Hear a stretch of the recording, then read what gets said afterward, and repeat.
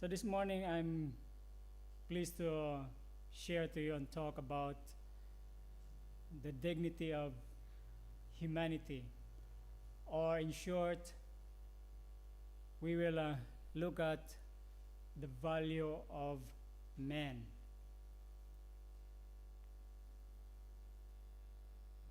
When we talk about the value of man, here comes another terminology, or what we call self-worth.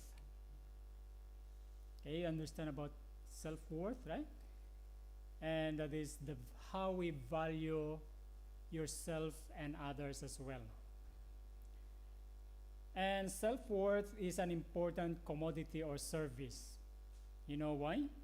Because self-worth forms the foundation on how you perceive ourselves, you perceive yourself, and interact with others. Okay, so that's why we need to understand what is your value, how much is your worth. So we need to have appreciation of ourselves as well. Some authors, secular authors like Rand, says that the man who does not value himself cannot value anything or anyone. Okay? So on how we value others, that's how we value ourselves. Okay? So Christ says that do unto others what you want others do unto you. In other words, our dealing with one another reflects on how much we value ourselves, or vice versa. The value of a man should be seen in what he gives and not in what he is able to receive. So that's a philosophy of Albert Einstein.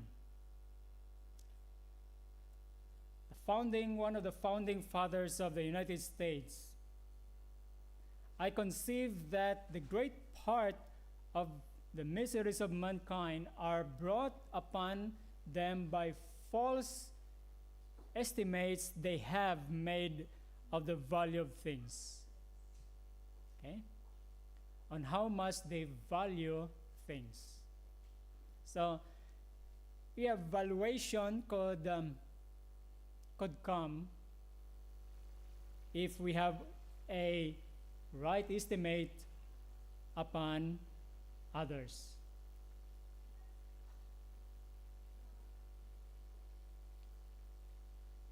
Can you clearly hear me?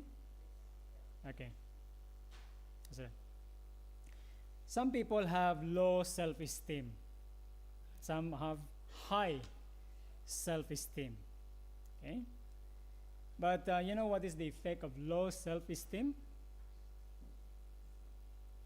Low self-esteem often correlates with anxiety, depression, and feelings of inadequacy.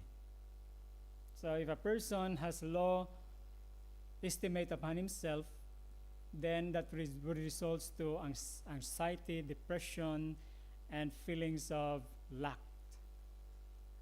Okay? And also it can lead to toxic relationships or staying in situations where we are undervalued. Okay? So it's not good to look upon yourself as low or look upon others as low as well, because it can result to toxic relationship. And people with strong sense of self-worth or self-esteem make decisions aligned with their goals and values, and often resisting peer pressure or societal expectations. And also it motivates you to pursue goals, take risks, and overcome challenges. So this is this is the results if we know the real value of ourselves, because it can it can make us a better person. Okay? It can help us overcome many challenges if we know the real value of ourselves, of yourself. And it's actually it's help us to make the right decisions in harmony with your goals and with your values in life. Okay? So in other words, self-esteem, self-worth serves as a cornerstone for leading a fulfilling, balanced, and meaningful life. It is a cornerstone. If you know the real value of yourself, it can lead us to a balanced and meaningful life. In other words, in the positive side of life, in a balanced situation. Now, human beings undergone several valuations in life, from young children, from like adults, and the grown up. Like for example, young children ages 5, or children ages 5, they have high self-esteem. You know that? Children have high self-esteem. So the reason is young children generally have high self-esteem because they are naturally curious, optimistic, unburdened by societal expectation or harsh self-criticism. In other words, they always try to, they forget. If you criticize them, they easily forgot, Even if you scold them, they easily forgot that. And they tend to become what? Curious and optimistic. That's children 5 years old. And what about, as they grow older, like up to 10 to 11 years old, there's a decline of this self-esteem. Because what happened is, they are, they face increased academic, social, and physical pressures. Peer comparisons and the desire for social acceptance become more important.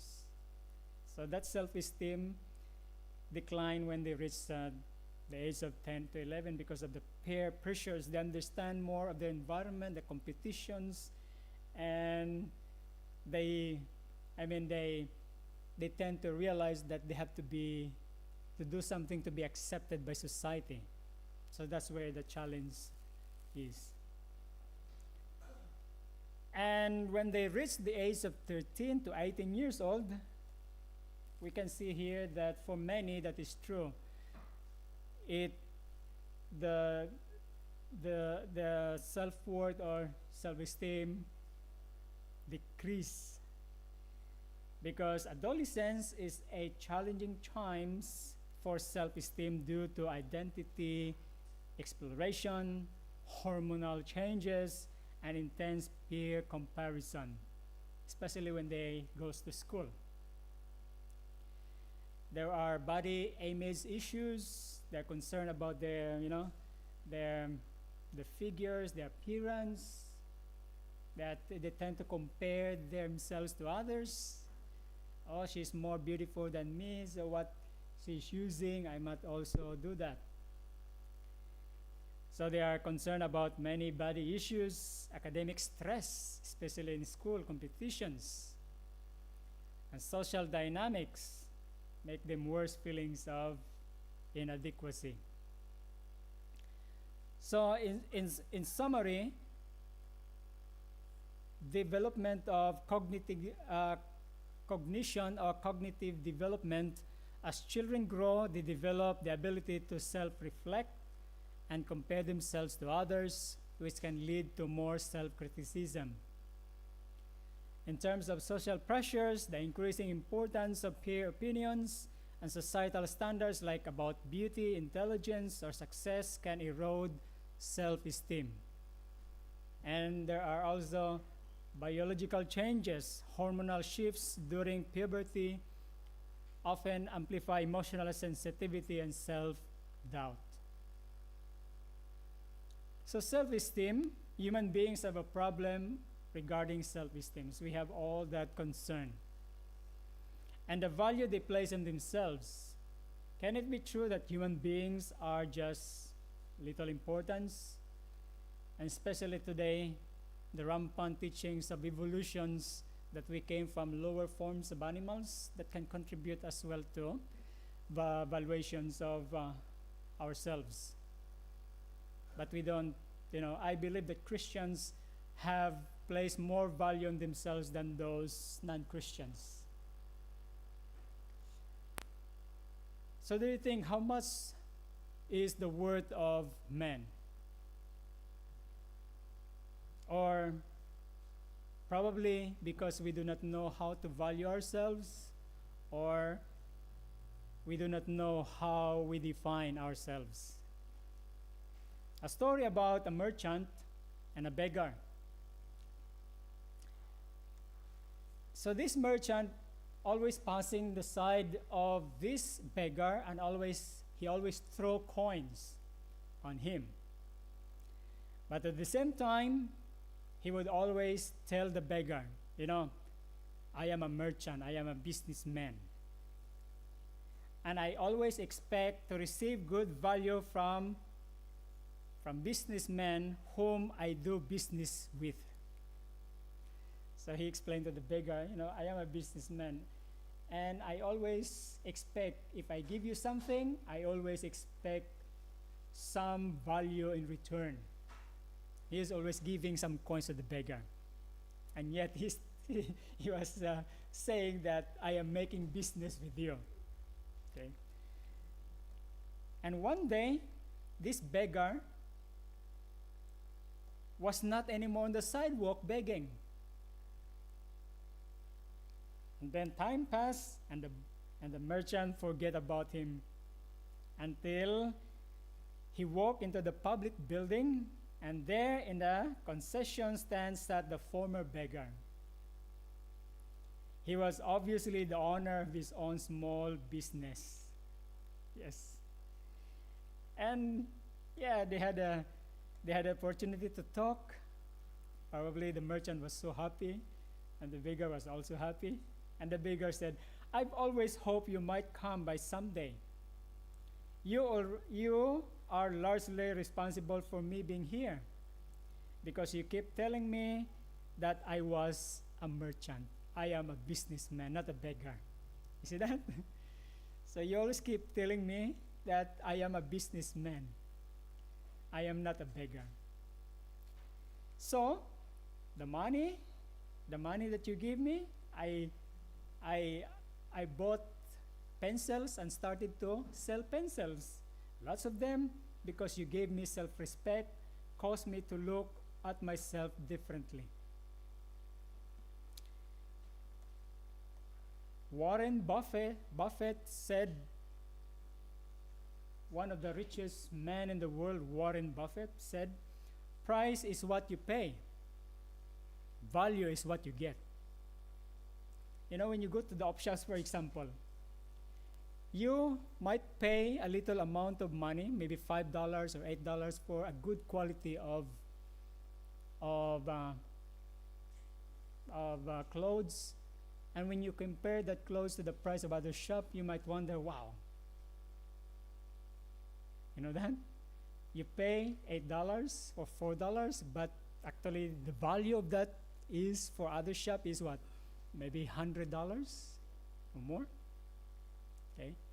My experience was our friends in South America gave me a set of ties. And I never knew the value until one of the sisters told me that, look, you have Louis Vuitton ties. So I changed my mind, giving that off. And when I look at how much is the price of that, wow, here is $500. But it was free given to me. It's as if it has no value at all. But for some, it is valuable. So, in other words, it is really important to know that price is what you pay, but the value is what you get. Now, how much value humanity places on human being? How much? How much we value each other? Okay?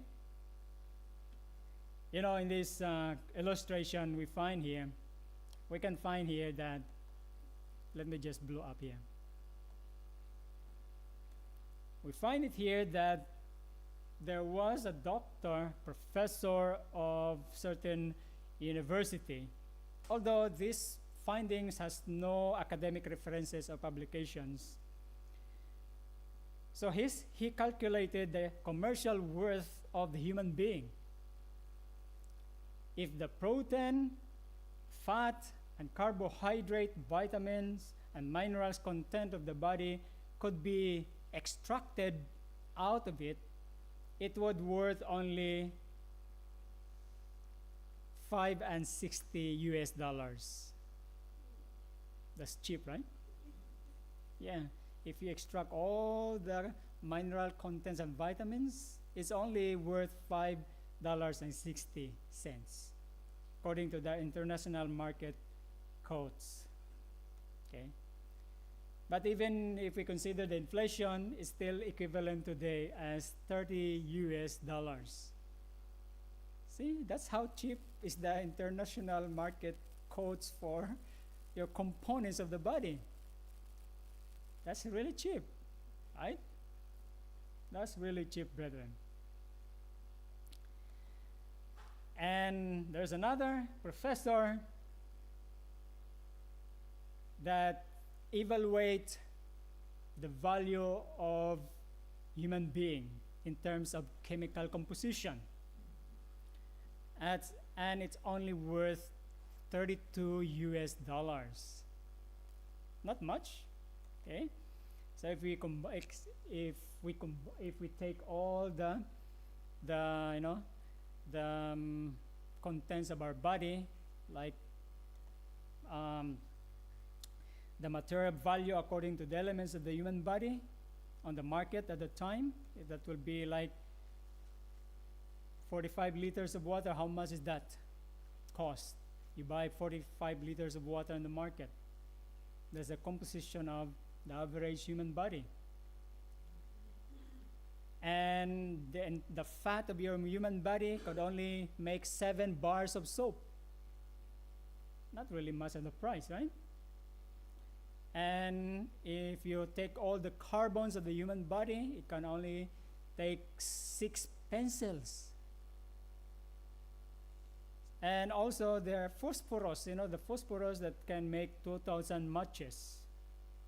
But if you are living in the countryside, that could give you some, several times cooking. And the iron content of your body is only enough to make 1 nail. It could not even finish your house or start. Okay? And the calcium is enough to whitewash and disinfect a chicken coop or pen. And we have sulfur in our body that is enough to kill the fleas on a dog. Not much of the value if we take this into consideration. Low value, right? Low value, cheap value. But some also evaluate themselves and humanity overly. Overvaluation. There's here, you can see that. A scientist of DuPont company states that the atoms in the human body have a potential energy of more than 11 million kilowatt hours per pound. According to this, an ordinary person has a potential or nuclear energy worth 85 billion US dollars. Well, of course, biblically speaking, we are more than this. But in a human point of view, this could be overvaluation. Number one, because the actual and practical energy in the human body is far less, and such energy cannot be extracted by any feasible or practical way using current technology.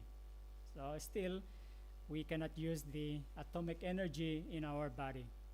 So this is just an overvaluation. One day, I went to the flea market in Avondale, and there are some Chinese friends there that hand over some information about their country, especially when it comes to live organ harvesting in China. You know, in that brochure, I look up, and this is what it says there.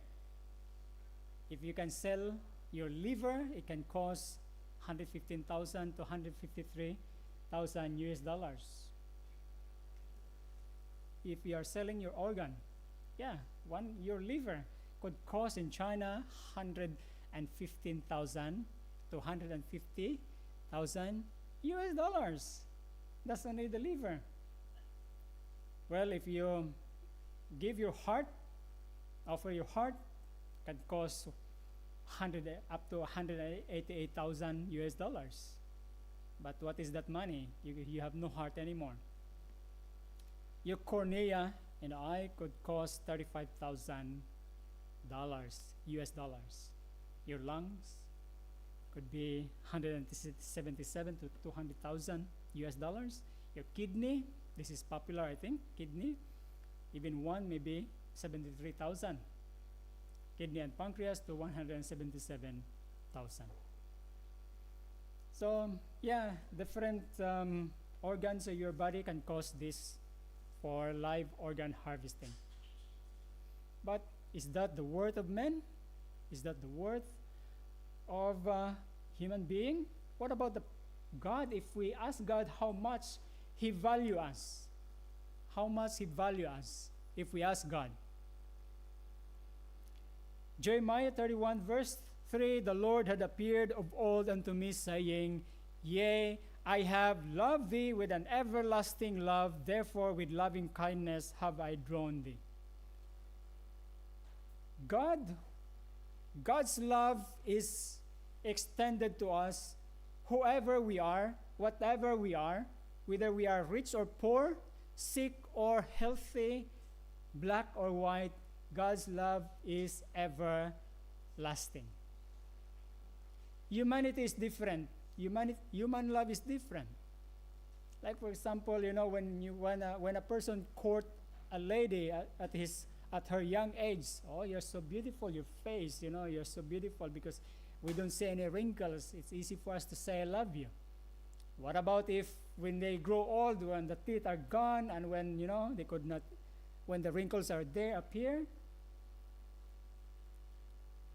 And even sometimes it's when they have false teeth, they could hardly pronounce the word I love you. Instead of I love you, they have always mispronunciation. The times has changed, and even the emotion changed, human beings. But God's love remains the same. That is an everlasting love. But what kind of person we are actually? Isaiah chapter 1, 5 and 6, this is the spiritual condition of a person. Why should ye be stricken anymore? Ye will revolt more and more. The whole head is sick, the whole heart faint.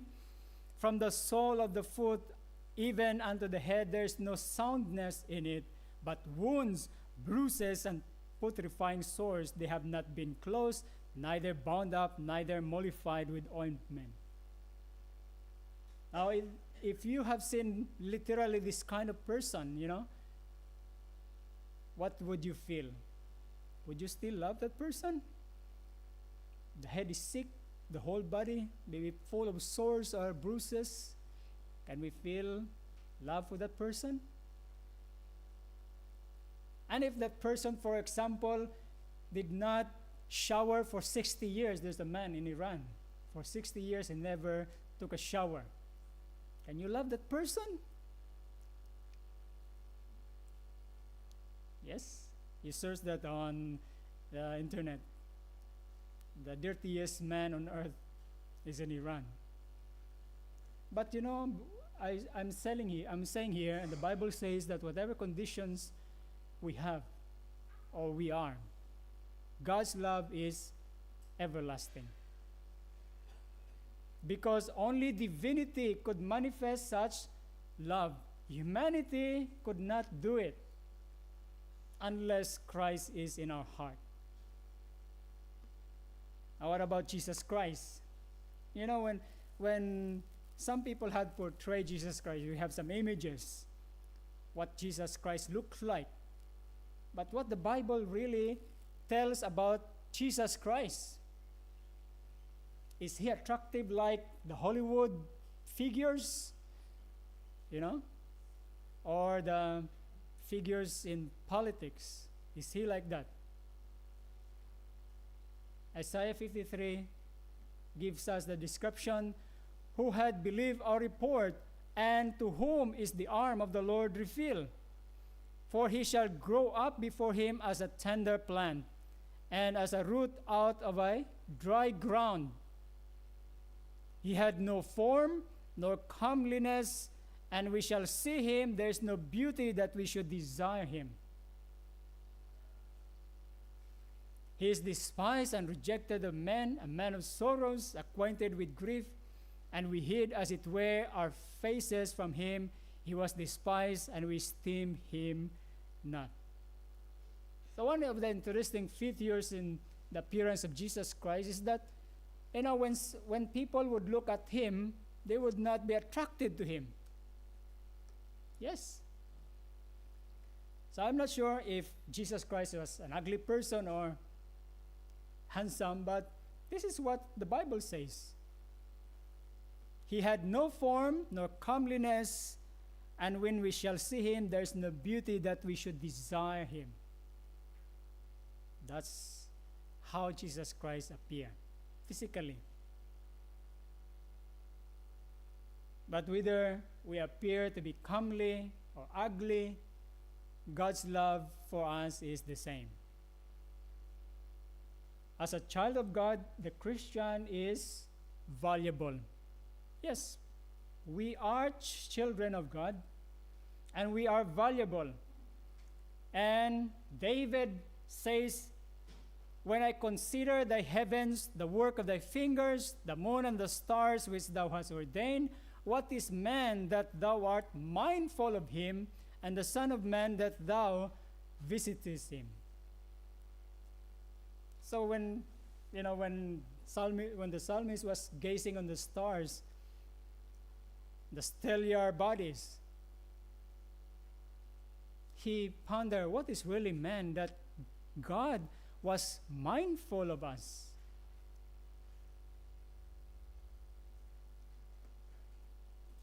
For thou hast made him a little lower than the angels, and hast crowned him with glory and honor.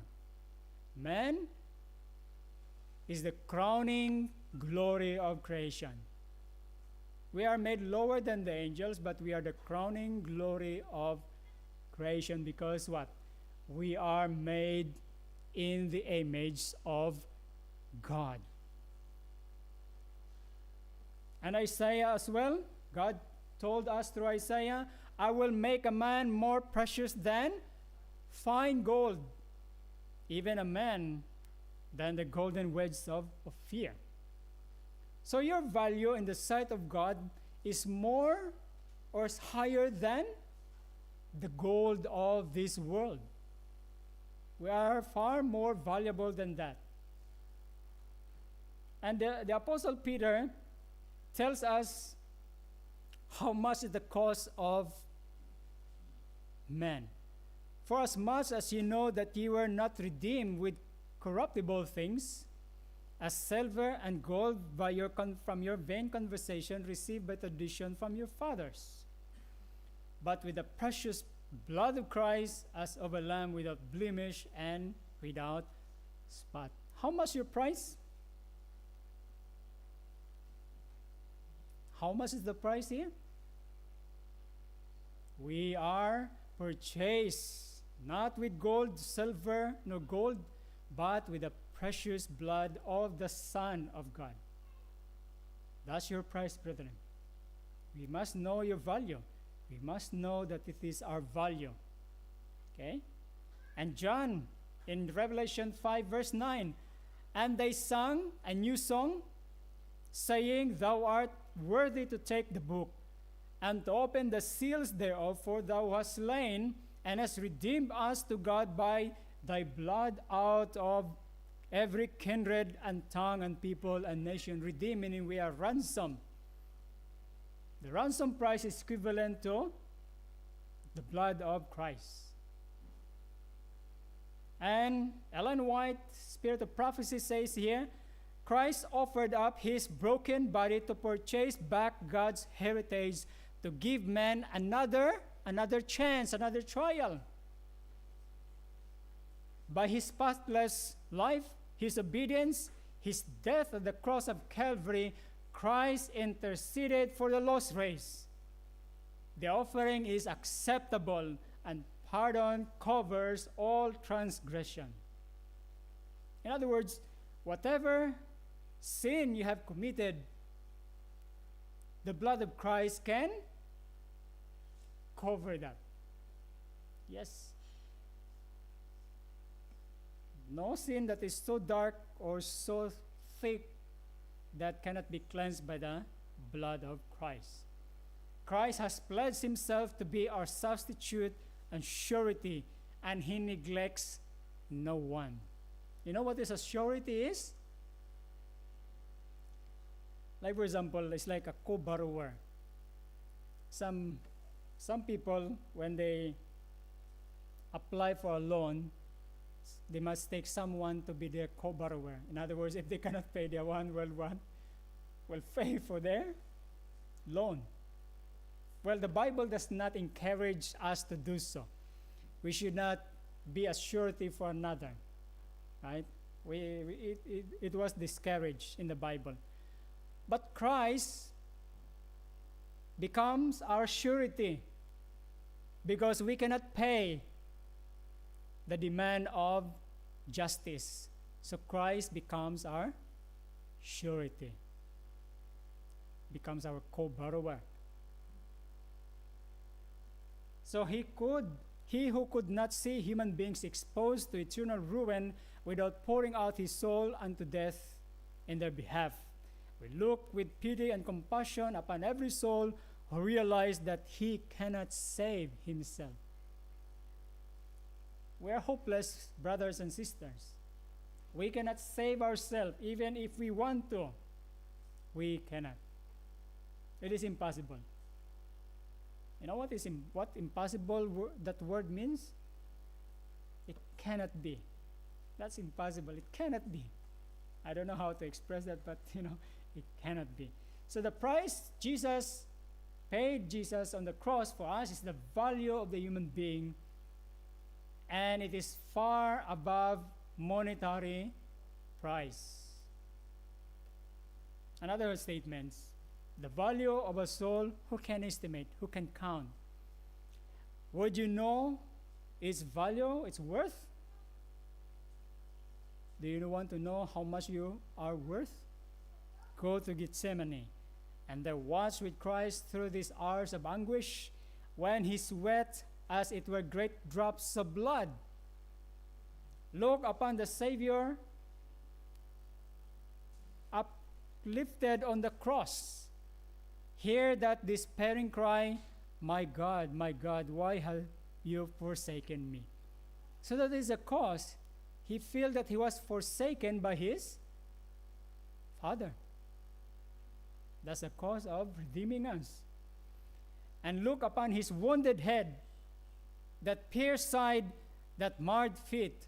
Remember that Christ risked all for our redemption. Heaven himself was imperiled. At the foot of the cross, remembering that for one sinner, just for one sinner, Christ would have laid down his life. You may estimate the value of a soul. This is a powerful statement. Even for just one sinner, Even if I think that I was just the sinner here on earth, Christ would still come for me. That's how the love of God is. Never ending. We cannot fathom such love. But sometimes, or not really sometimes, but most of the times, brothers and sisters, we are disappointing the Lord. For what reason? Why we disappointing the Lord? The Lord is disappointed when His people place a low estimate upon themselves. He desires His chosen heritage to value themselves according to the price He has placed upon them. God wanted them, else He would not have sent His Son on such an expensive errand to redeem them. He has a use for them, and He is well pleased when they make the very highest demands upon Him, that they may glorify His name. So if we place a low estimate upon ourselves, meaning God has set a price. This is the price. If we count ourselves lower than that, we disappoint the Lord. We should not raise above that value, but we have only to value ourselves according to the value that God gave to us. Okay? We are not higher than God, but He set our value according to the price of the blood of Christ. So, face value, in other words, how do we consider others? How do we value others? Many who are qualified to do an excellent work accomplish little because what? They attempt little. Yes, there are many people that are talented, or people who have not realized their potential, and they are qualified to do excellent work. But we wonder that they can only do little. Why? Because they only attempt little. Thousands pass through life as if they had no great object for which to live, no high standard to reach. Some people don't realize that, One reason for this is the low estimate in which they place upon themselves. Christ paid an infinite price for us. According to the price paid, He desires us to value ourselves. So, brethren, we must know the real value we have. If we know that, then we would not put others upon low value and think us that we are of a higher value than others. We would treat others as equal. Why? Because that's the value that God gave to us. And God desires us to make use of every opportunity for securing a preparation for His work. He expects us to put all our energies into its performance and to keep our hearts alive to its sacredness and its fearful responsibilities. And be not satisfied with reaching a low standard. You must reach a high standard. We are not what we might be or what it is God's will that we should be. God has given us reasoning powers not to remain inactive or to be perverted to earthly and sordid pursuits, but that they may be developed to the utmost, refined, sanctified, ennobled, and used in advancing the interests of His kingdom. So God has given us capacity to be utilized for the advancement of God's kingdom. Right? In the parable of the talents, what do we notice if you read them? God gave 1 talent to one person. He gave 2 talents to the others, and he gave 5 to others. Brethren, who complains that he received none?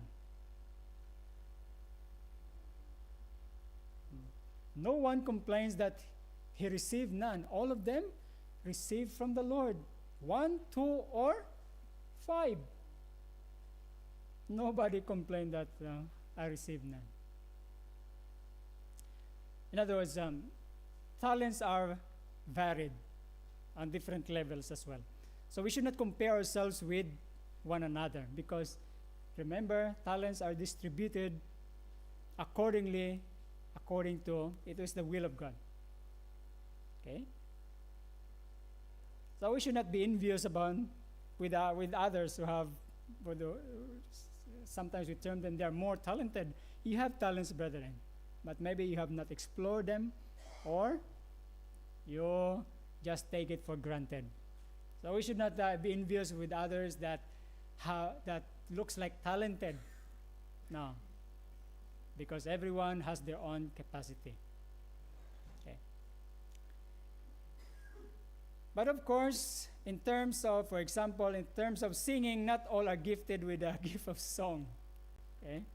Not all are gifted with a gift of song.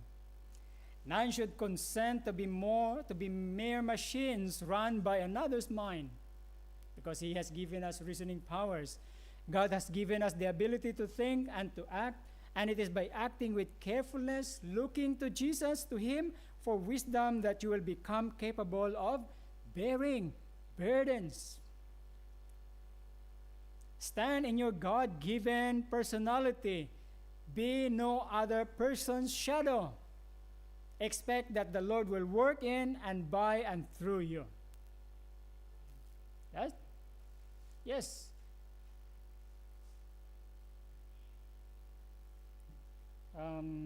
We had some testimonies. We had this workers seminar, and we talk about ourselves, our background, and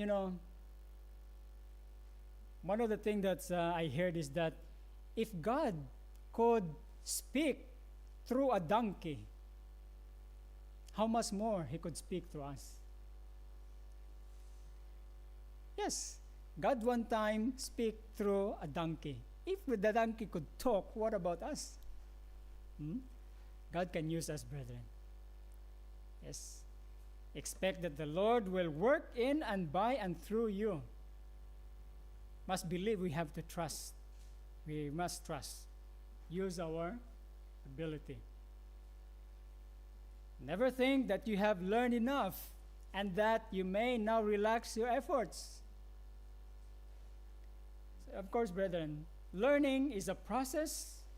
Never think that you have learned enough. Continue more. There was a king in Israel. He was sick. And the prophet Elisha came with a message from God. And he was given the instruction to shoot bows, to shoot the arrows through bows, through the window.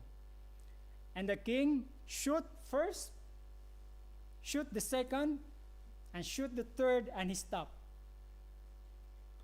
And Elisha was not pleased with that. And he said to the king, you should have shot 5 or more until you conquer your enemy. And that's what we are, brethren, Do not just shoot 3. Do not just think that you have learned enough and then you relax. Now you have to continue, brothers and sisters. Continue. The cultivated mind is the measure of the man. Look at that. Cultivated mind is the measure of the man. Your education should continue during your lifetime. The more you know, the better. Every day you should be learning and putting to practical use the knowledge gained. Remember that in whatever position you may serve, you are what? You are revealing motive, developing character. Whatever you work, do it with exactness, with diligence, overcome the inclination to seek an easy task. Hard work is good. Yes. Overcome that inclination to seek an easy task. Yeah, this is our tendency. This is actually your tendency. Like, for example, if you are given the option either to sweep the floor or to hold the hammer and nail, which is harder? Some people, I will just sweep the floor. It's easy, you know. That's how, the inclination of human beings. Yeah, but brother, I'm not saying that both of them are, both jobs that I mentioned here they're good at certain point. It's good to sweep. It's good also to do some building activity.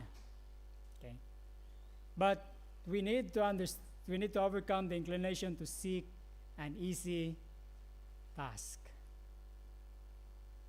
But for some people, like Bill Gates, for example, he once said that I choose the lazy person to work with me because lazy person will find way to make the work done and easy. Yeah, well, that's it. That's his philosophy,